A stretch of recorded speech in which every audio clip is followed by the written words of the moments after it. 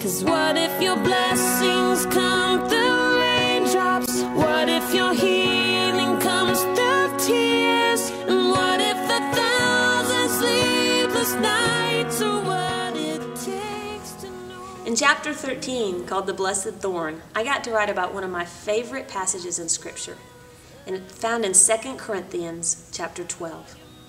We see the Apostle Paul telling us about this thorn in his flesh. He doesn't tell us what the thorn is, but he says that it's something that's painful, something that leaves him hurting, and something that he's prayed time and time and time again for God to remove, but God hasn't.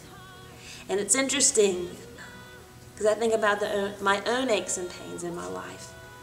And sometimes I have this tendency of thinking that God has left these pains as punishment. Or maybe God has left them just because he doesn't care.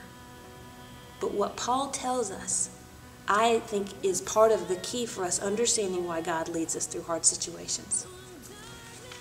And he says, "My grace is sufficient for you, for strength is made perfect in weakness." God doesn't say that he left this thorn in Paul's flesh to punish him.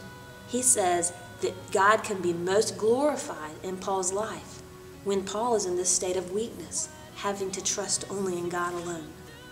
So I know for my own life, it's so hard sometimes to understand why God allows us to go through hard things. I've prayed for so long that God would give my husband complete healing, and that hasn't been the case yet.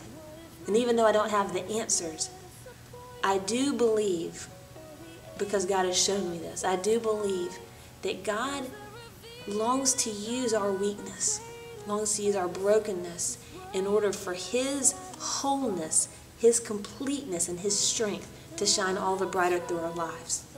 And even though it may not have been the story that I would have written for myself, we've truly seen for it to be a story that's full of God getting every bit of the glory. And that's a blessing in and of itself.